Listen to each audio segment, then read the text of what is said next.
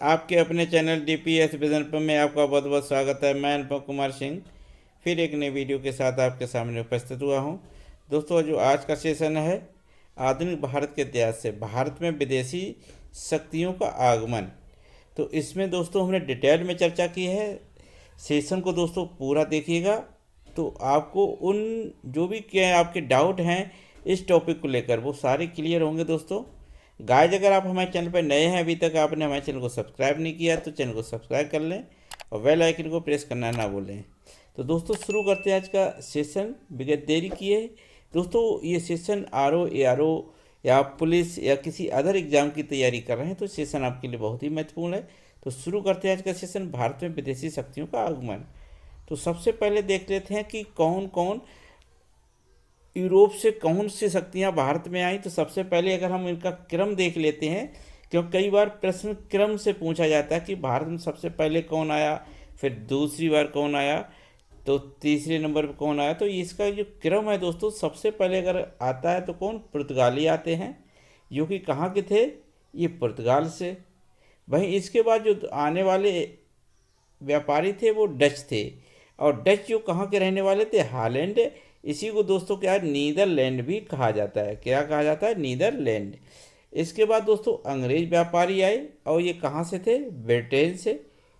वहीं इसके बाद दोस्तों डेनिश आए, और डेनिश दोस्तों कहाँ से थे, ये डेनमार्क के रहने वाले थे। इसके बाद दोस्तों पाँचवें नंबर जो आते हैं फ्रांसीसी आते हैं, फ्रांसीसी व्यापारी। ये कहाँ से थे, फ्रांस से थे। और इसके बाद स्वीडिश, स्वीडिश दोस्तों स्वीडन से। ये क्रम था व्यापारी भारत में आगमन का। जो व्यापारी ये थे जो भारत में आए, इनका ये क्रम याद रख लेना दोस्तों। आगे हम बात करते हैं कि 1492 में USA में समुद्री मार्ग की खोज, यानी अमेरिका की समुद्री मार्ग की खोज किसने की, ये दोस्तों किसने की, क्रिस्टोफर कोलंबस के द्वारा की गई थी। और ये कहाँ का निवासी था, ये स्पेन का निवासी था। इतनी बात याद रखना। राजकुमारी हेनरी ने अपनी पूरा जीवन भारत मार्ग के लिए सोचता रहा। आगे दोस्तों कहते हैं 1487 बार्थोलोम्यू डियाज, ये याद रखना दोस्तों। बार्थोलोम्यू डियाज ने उत्तरमासा अंतरीप की खोज की। किसकी की, उत्तरमासा अंतरीप की खोज की, जिसको दोस्तों केप ऑफ गुड होप भी कहा जाता है। अगर आपने अफ्रीका महाद्वीप देखा है तो अफ्रीका महाद्वीप जो होता है तो सबसे नीचे पे देखेंगे दक्षिणी अफ्रीका है। यहाँ पे दक्षिणी अफ्रीका, ये अफ्रीका महाद्वीप है। तो ये जो ये है, इसको कहते हैं केप ऑफ गुड या उत्तर महासा अंतरीप की खोज। ये है दोस्तों, इसकी खोज किसने की थी, बार्थोलोम्यू डियाज ने। आगे बात करते हैं 17 मई 1498 को वास्को डी गामा ने भारत के लिए यूरोप से व्यापारिक मार्ग की खोज की, जो कहाँ, कालीकट कहाँ दोस्तों, बंदरगाह, ये केरल में थी, इसकी खोज की। तो वास्को डी गामा ने कब की, 17 मई 1498 में। उस समय हिंदू शासक केरल में कालीकट में जो हिंदू शासक था उसका क्या नाम था, जमोरिन। अगर हम बात करें कि वास्को डी गामा ने ये जो जलमार्ग की खोज की भारत के आने के लिए, ये किसकी मदद से की, ये गुजराती प्रदर्शक था। कौन, गुजराती व्यक्ति था, जिसका नाम अगर हम बात करें अब्दुल मजीद। क्या नाम था दोस्तों, याद रखना इसको, अब्दुल मजीद की सहायता से दोस्तों उसने ये खोज की थी। आगे बात करते हैं वास्को डी गामा का जो उद्देश्य था भारत में आने का, वो क्या था। तो इसका उद्देश्य जो था, एक तो सबसे पहले व्यापार था, दूसरा अगर देखा जाए ईसाइयत जो धर्म था, ईसाई धर्म, इसका प्रचार करना था। ये दो दोस्तों उसके जो थे मूल उद्देश्य थे भारत में आने का। आगे देखते हैं, फिर पुर्तगाल के राजा ने पेड्रो अल्वारेज कैब्रेल को भेजा। किसे भेजा, पेड्रो अल्वारेज कैब्रेल और बार्थोलोम्यू डियाज को भेजा। दोनों लोगों को दोस्तों, बार्थोलोम्यू डियाज को भी भेजा और पेड्रो अल्वारेज कैब्रेल को भेजा। और इन्होंने दोस्तों, अगर हम बात करें, पेड्रो अल्वारेज कैबरल ने दोस्तों ब्राज़ील के मार्ग की खोज की थी। यानी ब्राज़ील जाने के लिए जो जलमार्ग की आवश्यकता थी, उसकी खोज किसने की थी? पेड्रो अल्वारेज कैबरल ने। वास्को डी गामा दोस्तों कुल 3 बार भारत आया। पहली बार 1498 में आया, 17 मई था। दूसरी बार ये कब आया? तो दूसरी बार दोस्तों ये 1502 में आया, भारत में आता है। और तीसरी बार दोस्तों जब ये आया 1524 में आता, और वहीं ये भारत में आकर इसकी मृत्यु हो जाती है दोस्तों। भारत में ही इसकी मृत्यु हो जाती है। तो वास्को डी गामा कितनी बार आया? 3 बार आया, याद रखना। 1503 में, कब दोस्तों? 1503 में पुर्तगालियों ने कोचीन में पहली व्यापारिक कोठी खोली। कहाँ खोली दोस्तों? कोचीन में, याद रखना। कोचीन कहाँ? ये केरल के अंतर्गत है। और यहाँ अपनी व्यापारिक कोठी सर्वप्रथम खोली 1505 में। 1505 में फ्रांसीसी द अल्मेड़ा पहला पुर्तगाली गवर्नर बनकर आया। क्या आया? पुर्तगाली गवर्नर जब बनकर आया। और दोस्तों इसने शांत जल अपनाई, शांत जल की नीति अपनाई, ब्लू वाटर पॉलिसी कहा जाता है जिसे। शांत जल की नीति अपनाई जिसे ब्लू वाटर पॉलिसी भी कहा जाता है। और इसने कार्टेज पद्धति लागू की, कार्टेज पद्धति लागू की। आगे देखते हैं। गुजरात का एक शासक था महमूद बेगड़ा। महमूद बेगड़ा को पराजित किसने किया? इसी ने किया दोस्तों। और इसने सेकंड कोठी कहाँ खोली? कन्नूर में। कन्नूर कहाँ है दोस्तों? केरल में है। इसने व्यापारिक कोठी जो कि दूसरे नंबर पे थी। 1509 और 1515 तक। इसके बीच में दोस्तों जो गवर्नर बनकर आया वो अल्बुकर्क था। ये गवर्नर बनकर आता है दोस्तों। और इसने बीजापुर से गोवा छीना। इसने दोस्तों बीजापुर से क्या छीना?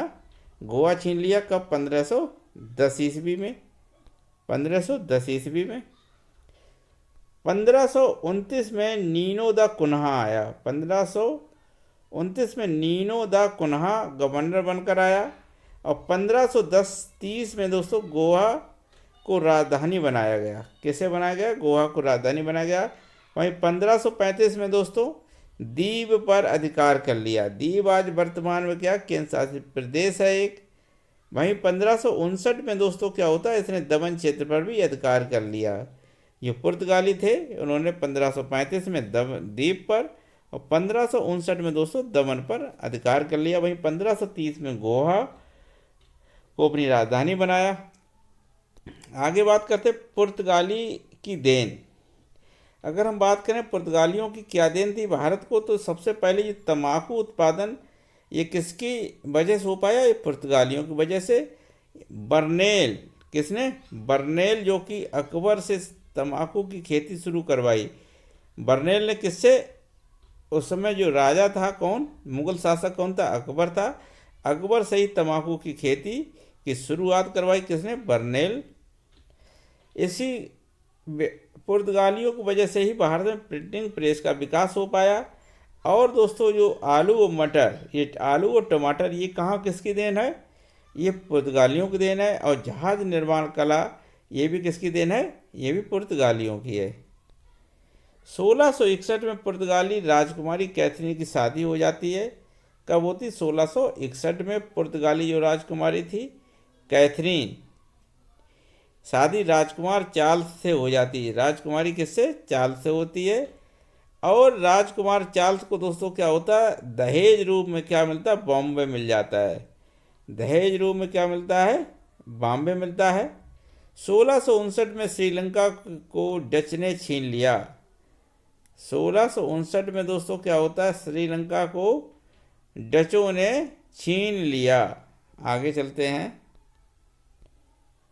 अब डच के बारे में देख लेते हैं।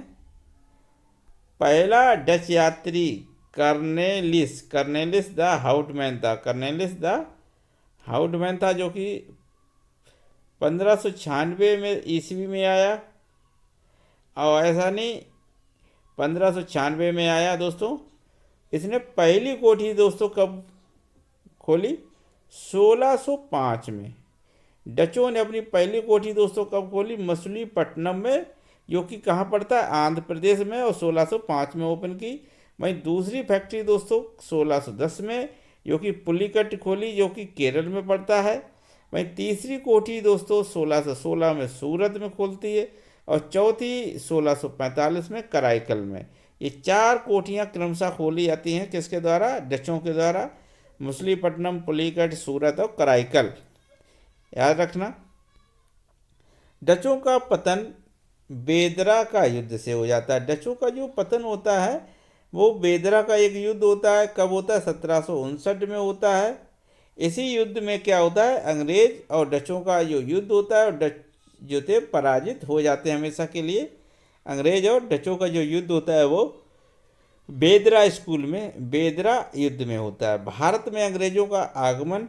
अब दोस्तों देखते हैं डचों के बाद भारत में अंग्रेजों का आगमन कब होता है?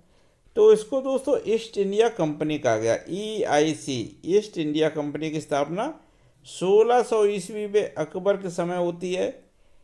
और दोस्तों एलिजाबेथ, जो कि उस समय कौन थी? महारानी थी, ने 15 साल के लिए, 15 वर्ष के लिए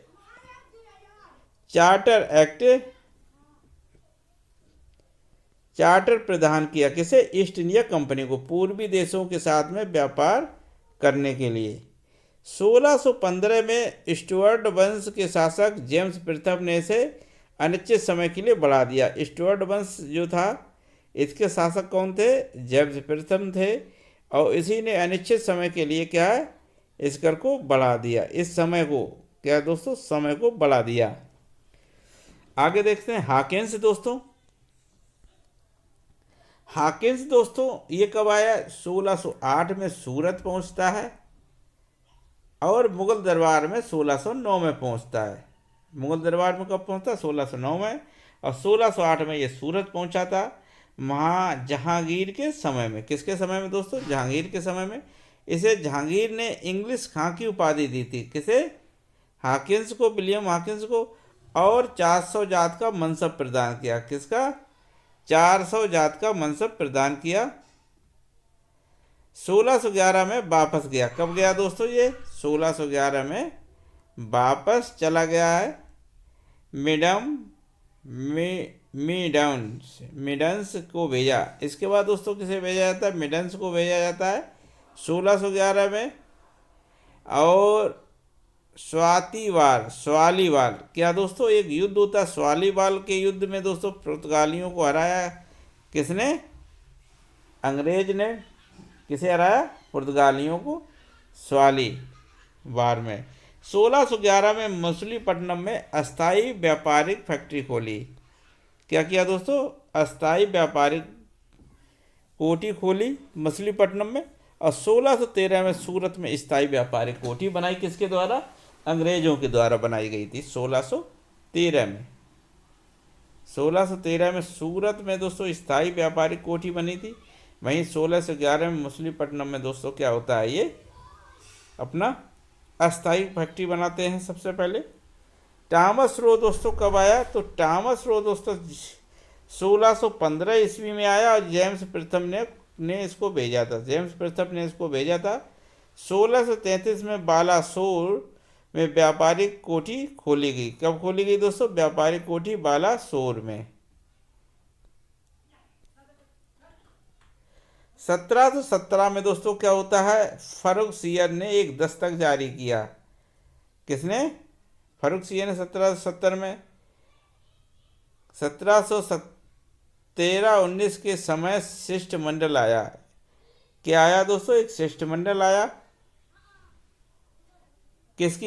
इसके जो शिष्टमंडल के जो अध्यक्ष थे वो जॉन सरमन थे। कौन थे? John German. आगे देखते हैं दोस्तों। इसी में दोस्तों एक शिष्टमंडल में D. हैमिल्टन नाम का क्या था? एक डॉक्टर था। डॉक्टर कौन था? Doctor Hamilton. इसी शिष्टमंडल में जिसने दोस्तों फर्रुखसियर का कोई इलाज किया था, किसी असाध्य बीमारी का ठीक कर दिया था। 10,000 का वार्षिक में सूरत के सभी कर माफ कर दिए। 10,000 रुपये वार्षिक कर में सूरत के सभी कर माफ कर दिए गए। 5 व्यापार में बंगाल, बिहार, उड़ीसा का कर मुक्त व्यापार कर दिया गया। कहाँ कर दिया गया ये दोस्तों? फारूखियत के द्वारा बंगाल, बिहार, उड़ीसा में, मात्र 3,000 रुपये पे। आगे देखते हैं दोस्तों डेनिश। इनके बाद दोस्तों डेनिश आते हैं। डेनिश जो 1616 में भारत आते हैं और पहली फैक्ट्री अपनी 1620 में ट्रंकोबार में लगाते हैं। कहाँ लगाते हैं? ट्रंकोबार में लगाते हैं 1620 में। इसके बाद दोस्तों फ्रांसीसी जो आते हैं वो कब आते हैं? 1668 में पहली फैक्ट्री लगाते हैं दोस्तों फ्रेंकोस कैरो। कौन होता है दोस्तों? फ्रेंकोस कैरो।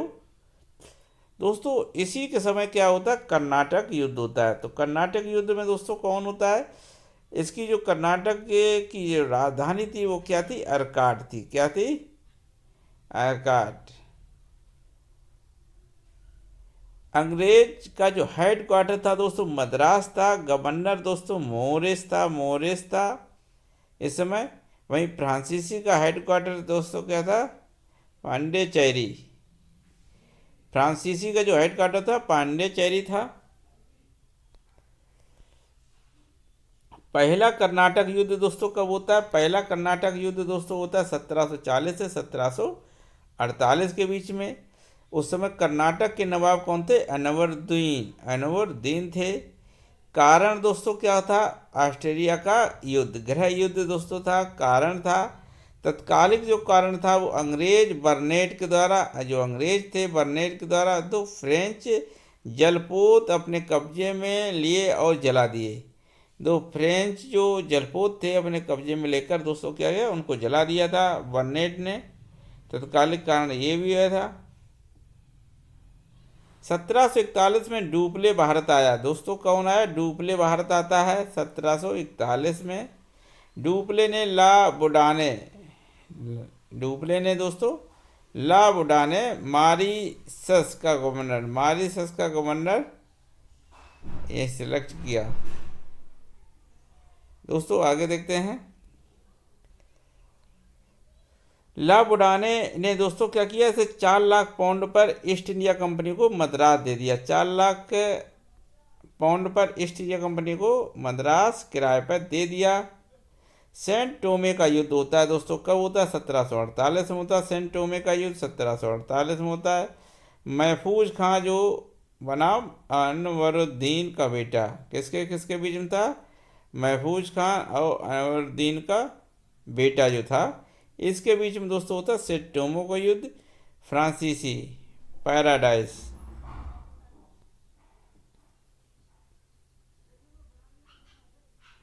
आगे दोस्तों 1748 में देखते हैं दोस्तों। 1748 में एक्सला सैपिल की संधि होती है। जिसमें दोस्तों अंग्रेज बनाम फ्रांसीसी के बीच में होती है संधि।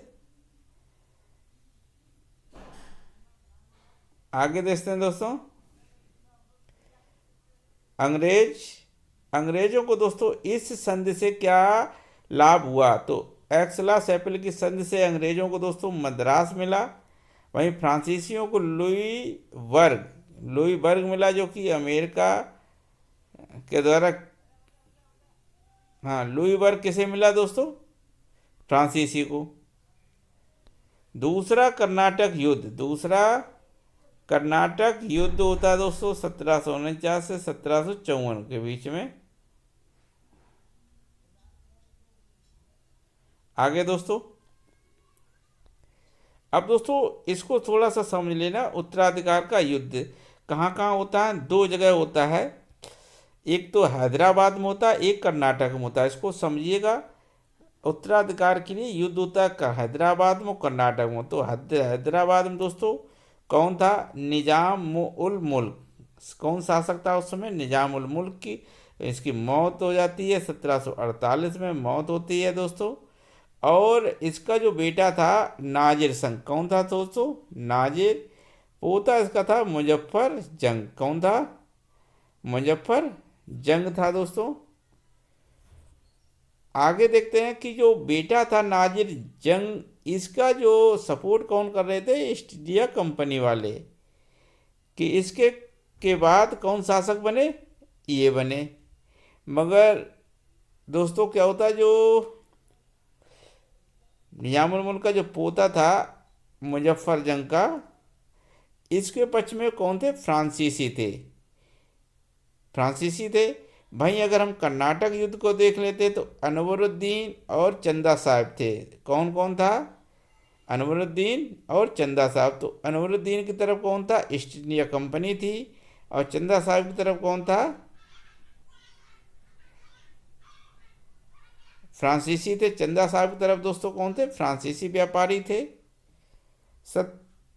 1749 में अंबर का युद्ध होता है। 1749 में दोस्तों अंबर का युद्ध होता है। अनवरुद्दीन इसी युद्ध में मारा जाता है। अनवरुद्दीन दोस्तों इसी युद्ध में मारा जाता है, जिसका पक्ष कौन ले रहे थे, ईस्ट इंडिया कंपनी वाले। तो दोस्तों जो कि पांडिचेरी में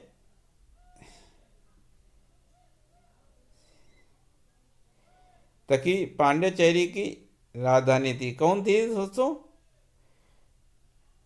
यानी थी 1754 में।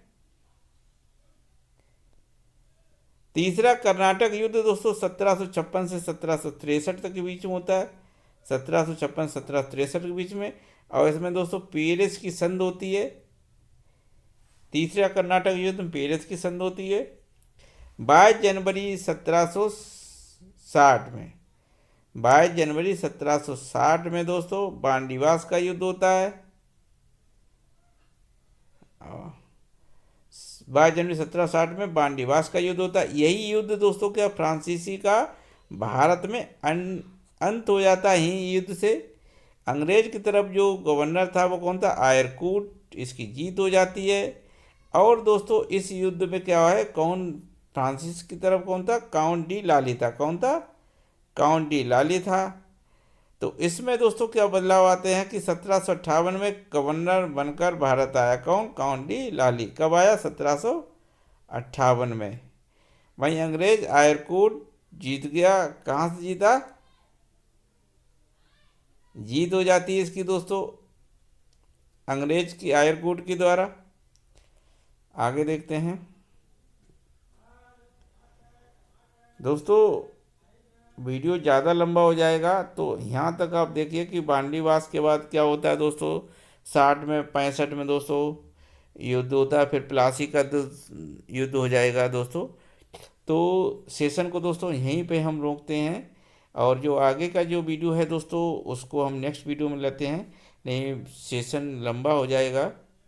गाइस वीडियो आपको कैसा लगा हमें कमेंट करके ज़रूर बताएं। और दोस्तों वीडियो पसंद आया हो तो वीडियो को अपने मित्रों और साथियों के साथ में शेयर ज़रूर करें।